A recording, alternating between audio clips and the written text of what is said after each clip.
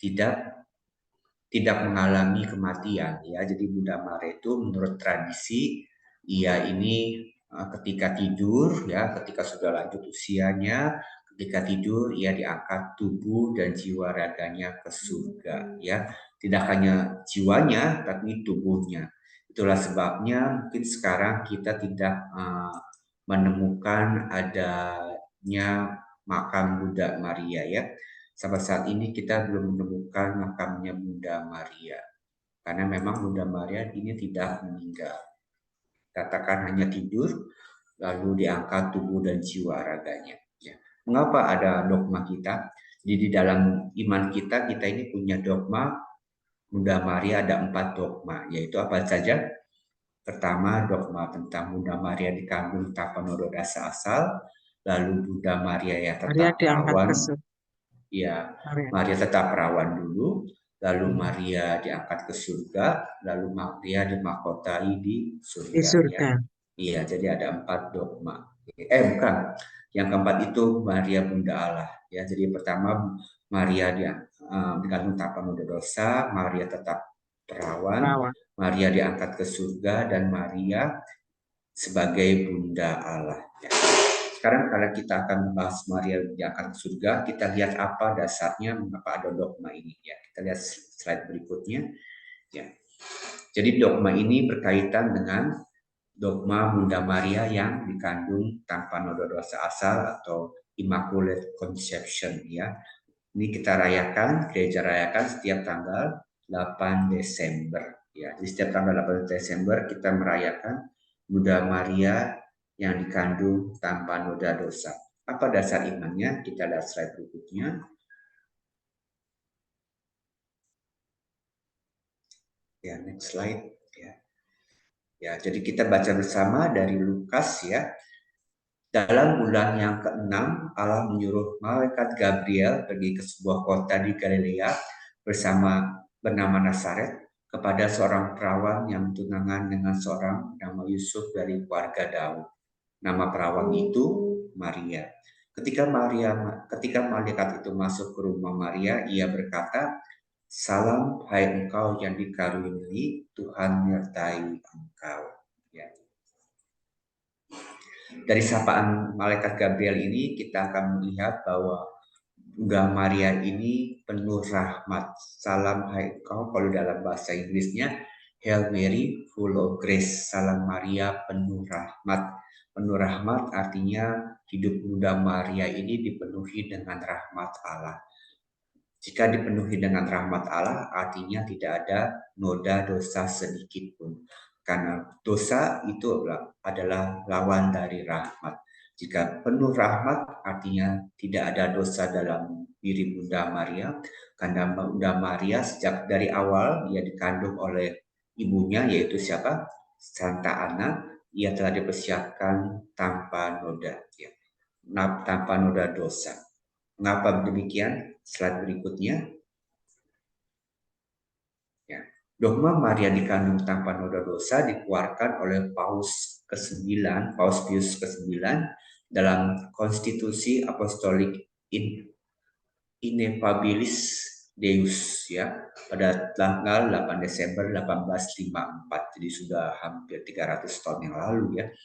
Ya, dalam kali itu Paus Pius ke-9 berkata bahwa Bunda Maria yang terberkati seketika pada saat pertama ia dibentuk sebagai janin oleh rahmat yang istimewa dan satu-satunya yang diberikan oleh Tuhan yang Maha Kuasa oleh karena jasa-jasa Kristus penyelamat dunia dibebaskan dari semua noda dosa asal ya. Jadi Bunda Maria ini dikandung tanpa noda dosa asal karena ia akan mengandung Tuhan Yesus. Tuhan Yesus adalah Allah yang kudus, tanpa dosa. Jadi ketika ia memilih seorang wanita untuk menjadi ibunya, tentu dia harus yang seorang gadis yang suci. Karena bagaimana kalau tidak, maka orang itu pasti akan mati. Karena Yesus ini begitu suci, mulia, sehingga ia membutuhkan tempat yang suci pula, kandungan yang suci pula.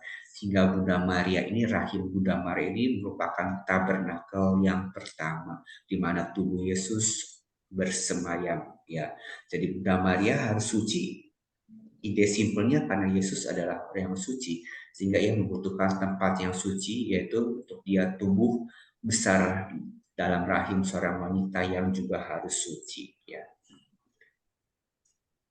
Dan berikutnya, slide berikutnya, jadi Bunda Maria ini menjadi suci karena Yesus. Dan dari dogma inilah kita bisa dari dogma Bunda Maria dikandung Taman Dosa Asal ini kita bisa mengerti mengapa ada dogma Bunda Maria diangkat ke surga. Yang kita akan ngerti hari ini ya, the solemnity of the Assumption of the Blessed Virgin Mary. Mengapa ada kita punya keyakinan, punya devosi pada Bunda Maria diangkat ke surga?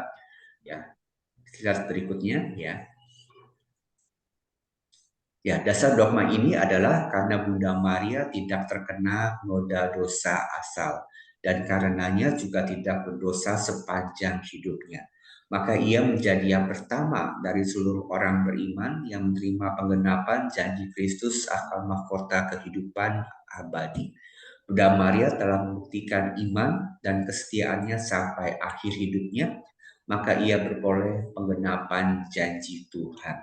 Jadi karena Bunda Maria tidak berdosa dan dia juga selama hidupnya tidak berdosa, dia seorang yang suci, selalu melakukan kehendak Allah. Ketika ia meninggal, ia pun menerima mahkota kehidupan abadi. Ya. Tuhan berjanji, barang siapa yang hidup suci, ia pun akan masuk surga. Ya, kelapa berikutnya ya.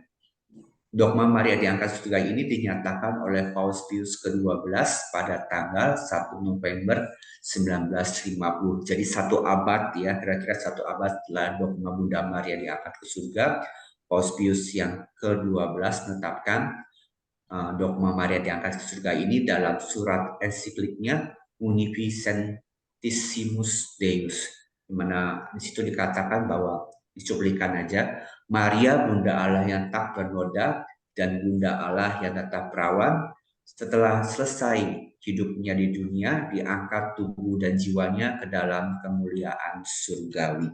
Ya. Jadi Bunda Maria diangkat ke surga karena ia tidak berdosa. Dosa menyebabkan maut, ya, tapi karena Bunda Maria tidak berdosa, ia yang suci, dia tidak mengalami maut, sehingga ia tubuh dan jiwanya diangkat ke surga. Inilah dasar dari dogma mengapa kita yakin bahwa Bunda Maria ini diangkat jiwa dan raganya.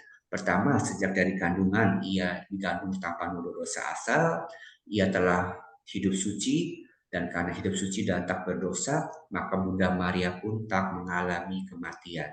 Sehingga karena ia adalah manusia, ia pun tidak bisa hidup selamanya di dunia. Makanya ketika waktunya setelah ia selesai tugas Bunda Maria ini, ia pun diangkat ke surga.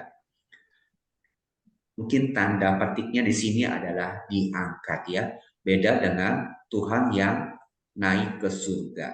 Kalau Tuhan, kita menikmati Tuhan, kenaikan Tuhan artinya Tuhan naik dengan kekuatannya sendiri, bukan diangkat ya. Kalau Tuhan naik ke surga itu memang karena Tuhan adalah Yesus naik ke surga karena Yesus adalah Allah, sehingga ia punya kekuatan, punya daya untuk kembali ke surga. Bedanya dengan Maria adalah Bunda Maria ini diangkat ya. Kalau namanya diangkat, pasti ada orang yang mengangkat. Ada yang mengangkat, ada kekuatan yang mengangkat, yaitu tentu kekuatan Allah.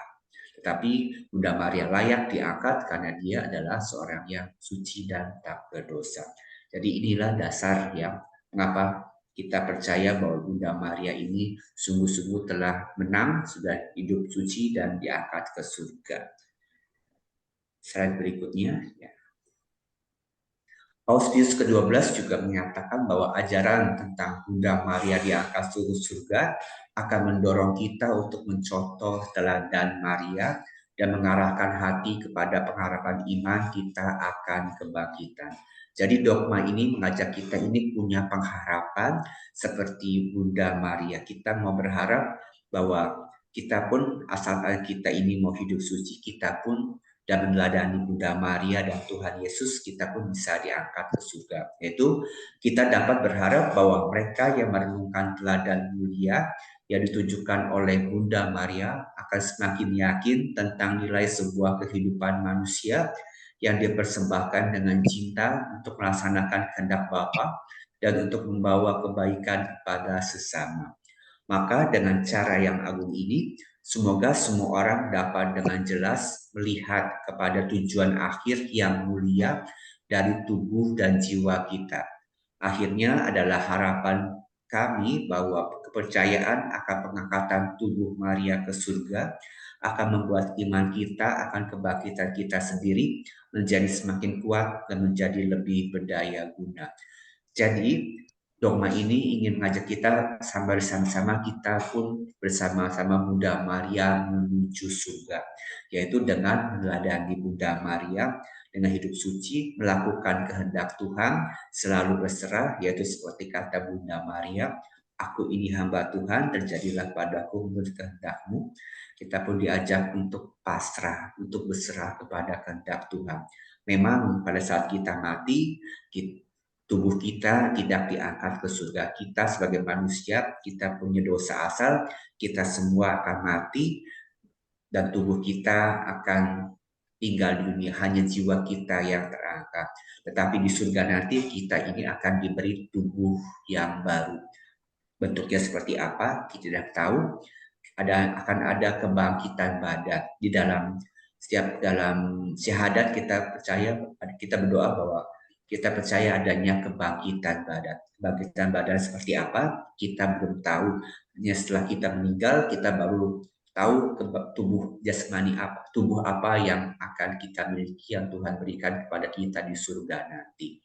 Jadi intinya yang penting jiwa kita boleh terangkat ke surga, dan ketika saatnya tiba akhir zaman kebangkitan badan, kita akan memiliki tubuh yang Tuhan, tubuh mulia di surga. Ya. Slide berikutnya. Ya. Dan bagaimana juga supaya kita ini bisa menuju surga, ya. Tadi Bunda Maria sudah hidup suci, ia sudah dipersiapkan Allah. Kita bisa melihat ketika Bunda Maria ini, dalam gambar kita bisa lihat Bunda Maria mengunjungi Elizabeth. Ya, kita baca bersama dari Lukas, ya. Dan ketika Elizabeth mendengar salam Maria, beronjaklah anak yang di dalam rahimnya, dan Elizabeth pun penuh dengan Roh Kudus. Lalu berseru dengan suara nyaring, diberkatilah engkau di antara semua perempuan, dan diberkatilah buah rahimmu. Siapakah aku ini sampai ibu Tuhanku datang mengunjungi aku, ya. Melalui peristiwa ini, melalui teladan Bunda Maria, kita pun diajak untuk mau berbagi, ya. Bunda Maria waktu itu sedang hamil muda, tapi ia tetap melaksanakan kehendak Allah. Ketika malaikat Gabriel memberitahu bahwa Elizabeth telah mengandung, Bunda Maria pun bergegas pergi. Ia ingin menjadi berkat bagi sesama, sekalipun ia sendiri pun sedang struggle, ya, sebagai ibu muda, hamil muda, jalan kaki, tempatnya jauh dari jarak dari Bethlehem, dari tempatnya Bunda Maria ke Yudea ini jalan kaki itu kira-kira 1 minggu, ya. Waktu itu belum ada mobil, nggak ada Grab, nggak ada kereta, nggak ada pesawat, ya. Paling mengundang keledai, bahkan jalan kaki naik turun gunung, tapi Bunda Maria ini bisa tetap bertahan karena ada Roh Kudus. Itulah sebabnya ketika Bunda Maria memberikan salam kepada Elizabeth, Roh Kudus ini tertransfer ke dalam rahim Elizabeth, sehingga Yohanes Pembaptis yang ada dalam rahim Elizabeth ini melonjak kegirangan, ya. Dan siapakah aku ini sampai ibu Tuhanku datang mengunjungi aku, kata Elizabeth. Ini menjadi doa kita, yaitu ketika kita berdoa, Salam Maria, Salam Maria penuh rahmat, Tuhan sertamu, terpujilah engkau di antara wanita, dan terpujilah buah tubuhmu Yesus. Santa Maria Bunda Allah. Jadi doa Salam Maria ini adalah begitu Alkitabiah, karena sapaan Bunda Allah ini berasal dari sapaan Santa Elizabeth yang bisa kita baca dalam kitab suci ya. Jadi Bunda Allah juga berasal dari sapaan Elizabeth. Dogma Bunda Allah juga sebuah dogma ya, Maria sebagai Bunda Allah. Mengapa? Karena Bunda Maria adalah melahirkan Yesus dan Bunda Maria menjadi Bunda Yesus. Dan Yesus adalah Allah. Dan karena Bunda Maria melahirkan Yesus dan Yesus adalah Allah, maka Bunda Maria pun disebut sebagai Bunda Allah. Ya. Dan dari kisah ini ya, slide berikutnya ya. Dan dari semua ini yang sudah kita bahas, kita pun sampai kepada kesimpulan yang bisa kita renungkan bersama. Ya, artinya bahwa tidak ada keberhasilan tanpa perjuangan. Tak ada kebahagiaan tanpa jerih payah. Itulah yang dialami Bunda Maria. Perjuangan Bunda Maria begitu hebat ya. Dia masih gadis, belum menikah, masih perawan, harus mengandung ya. Untuk ini pada zaman itu merupakan suatu hal yang berat ya. Perutusannya tampak sulit. Ketika hamil muda, ia diutus ke Yudea untuk mengunjungi Elizabeth. Namun semua itu berbuah ya. Bahkan sebagai hati ibu mana yang tidak sedih, tidak hancur melihat anak semata wayangnya menderita dan wafat di salib. Ini adalah suatu penderitaan yang besar yang seperti yang dibuatkan oleh Nabi Simeon ya. 7 pedang akan menembus hatimu. Jadi penderitaannya luar biasa. Namun ya di sini kabar gembiranya adalah namun semua penderitaan Bunda Maria ini berbuah. Ia menerima kemuliaan dari Allah, jiwa, raga dan jiwanya diangkat ke surga. Ya. Jadi kalau kita ingin suatu hari nanti setelah kita pergi dari dunia ini pun menuju surga, kita harus bisa meneladani Bunda Maria. Kita mau bersama Bunda Maria menuju ke surga. Tidak nanti, tidak besok, tapi saat ini juga kita mau menghayati setiap penderitaan hidup kita, setiap pelayanan kita ya. Walaupun semuanya ini tampaknya tidak mudah ya untuk melayani Tuhan, ya untuk terus setia kepada Tuhan, untuk percaya di tengah zaman ini ya ketika gitu banyak cobaan, tantangan, kita mau tetap belajar seperti Bunda Maria yang setia. Sehingga pada akhirnya nanti kita pun bisa menerima reward ya. Semua usaha kita ini berbuah. Apa buahnya? Yaitu hidup abadi di surga. Kita akan menerima kebahagiaan di surga. Kita pun boleh masuk surga. Tentu surga ini tidak akan kita nikmati di saat kita meninggal. Bagi kita yang percaya surga pun bisa kita nikmati. Apa buktinya? Ketika kita berdoa Bapa kami yang ada di surga, datanglah kerajaanmu, jadilah kehendakmu di atas bumi seperti di dalam surga. Ya artinya bahwa kehendak Bapa di surga pun asalkan kita mau melakukannya di dunia, maka kita pun bisa merasakan surga. Karena kehendak Bapa terjadi di surga maupun di dunia. Kehendak Tuhan adalah selalu membawa manusia kepada kebahagiaan. Jadi kalau kita ini sudah hidup baik, kita pasti akan merasakan kebahagiaan, merasakan sukacita, damai sejahtera. Itulah surga yang sudah bisa kita nikmati di dunia. Kalau surga di dunia aja sudah begitu menyenangkan, penuh kedamaian, apalagi surga yang benar-benar surga nanti. Pasti itu begitu indah. Dan bagaimana kita bisa menikmatinya? Kita harus melewati semua kehidupan ini, suka duka ini bersama Tuhan Yesus dan bersama Bunda Maria. Oleh karena itu, terakhir slide berikutnya. Ya, jadi apa yang perlu kita lakukan? Ya, kita hidup kudus, hidup benar, berserah dan taat, dan mau berbagi menjadi berkat. Berbagi tidak hanya hal yang materi, tapi berbagi dengan melayani. Melayani apa yang kita bisa. Melalui doa-doa kita, doa koronka, doa kerahiman ilahi yang kita lakukan setiap minggu ya, apa setiap bulan ya. Ya, melalui Zoom ini kita sungguh-sungguh mau berdoa demi keselamatan dunia, keselamatan orang-orang yang berdosa. Ini adalah Berarti hidup kita ini sudah mau berbagi, hidup kita ini sudah mau menjadi berkat bagi mereka yang mendoakan. Jadi semoga kita mau hidup kudus selalu, kita mau berserah kepada Tuhan, mau taat, dan mau menjadikan hidup kita sebagai berkat dengan terus berbagi kepada sesama.